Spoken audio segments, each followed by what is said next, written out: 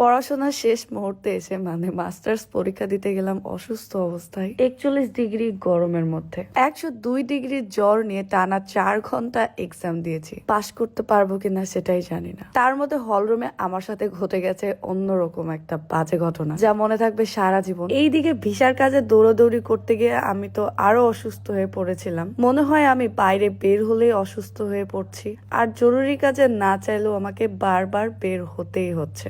Hello everyone, আসসালামু আলাইকুম সবাইকে। মাস্টার্স এর লাস্ট একটা এক্সাম ছিল। 41 ডিগ্রি এই ঠাটা পড়া গরমে আমি এক্সাম দিতে যাচ্ছিলাম। তার উপর আমার ঠান্ডা বসে গলা একদমই ভেঙে গেছিল, আর আমার গায়ে একটু পর পরে 102 ডিগ্রি এবং 104 ডিগ্রি জ্বর আসছিল একটু পর পর। আমার গলা বসে গেছে অলমোস্ট 12 দিনের উপর, তারপরও গলা ঠিক হচ্ছে না। এই টাইমে তো আমার গলা একেবারেই বসেছিল, নিজের কথা নিজেই শুনতে পাচ্ছিলাম না। তাদের খুব শখ ক্যামেরার ফ্রেমে আসার, আর এইদিকে আমার এক্সাম পার্টনার সবসময় দেখি মেয়েদের সাথে গল্প করে কি এত নিয়ে। এক্সামের সব থেকে কষ্টের বিষয় আমার কাছে রুম আর সিট খুঁজে দেওয়া। লাস্ট এক্সাম দিনে আমার সাথে একটা অমানবিক ঘটনা ঘটে। এক্সাম হলে আমার অনেক জ্বর এসেছিল বলে বসেছিলাম, তার মধ্যে টিচার আমার খাতা কেড়ে নেয় এবং আমার সাথে অনেক খারাপ ব্যবহার করে কোনো কারণ ছাড়াই। যাই হোক, এই ঘটনা তো স্মরণীয় হয়ে থাকবেই। এক্সাম শেষ করে শরীরটা এত খারাপ লাগছিল যে মনে হচ্ছিল একটু রেস্টুরেন্টে না বসলে আমি বাসায় যেতেই পারবো না রিক্সা করে। বন্ধু আমার কোশ্চিনে প্রেসক্রিপশন লিখে দিচ্ছিল।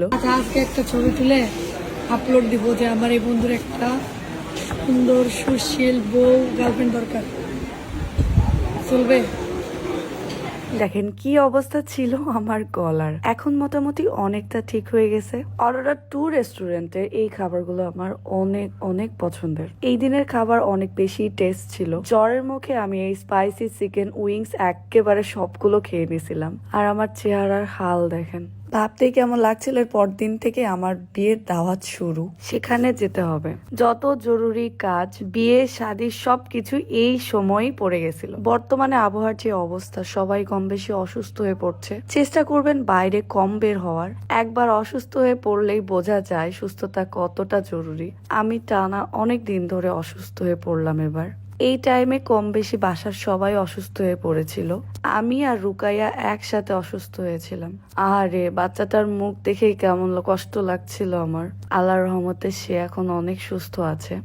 শম্পা আপুকে অনেক মিস করছি। আমার এই শূন্য বাড়িটা কয়েকদিনের জন্য ভরে গেছিল, আবার সবাই খালি করে দিয়ে চলে গেছে। ভিডিওগুলো দেখছি আর অনেক কষ্ট লাগছে। আসলে একটা কথা আছে না, যাই দিন ভালো আসে দিন খারাপ, এটাই জীবন। সকালবেলা আপনাদের চাঁদ দেখায়, কি সুন্দর মাশাআল্লাহ। আবিরের পরদিন ভিসার কাজ ছিল, তাই সকাল সকাল বেরিয়ে পড়েছি বর্ণালীর উদ্দেশ্যে। আমার কাছে এই পাসপোর্ট ভিসার সবগুলোর কাজগুলো অনেক ভেজালদায়ক লাগে। আমি সবগুলো কাজ করে নিয়েছিলাম এস কম্পিউটার দোকান থেকে। এই দোকানটা ভিসা অফিসের ঠিক অপোজিটে। আপনারা ভিসার প্রসেস না জানলে এখানে এসে যোগাযোগ করতে পারেন, তারা ফুল ডিটেলস সহ আপনাকে প্রসেস গুলো বলে দিবে। ফাইনালি আমি ভিসা পেয়ে গেলাম। যেখানেই যাচ্ছি পানির বোতল বেঁধে নিয়ে যেতে হচ্ছে আমাকে। আমি এত পরিমাণ অসুস্থ, তবুও মুখে মেকআপ করে আসতেই হবে। যদি এখানে আমাকে ছবি তুলতে হতো, হাস্যকর ছিল এই কথাটা, তাই না? ভোটার আইডি কার্ডের যে ছবি, সেই ভুলটা আমি আর দ্বিতীয়বার করছি না। তাই যতই কষ্ট হোক সব জায়গায় একটু পরিপাটি হয়ে যাওয়ার চেষ্টা করি। এই গরমে মানুষ কিভাবে বের হচ্ছে জীবন তাগিদে। কিছু মানুষ তো বের না হলে পেটের ভাতও জুটে না।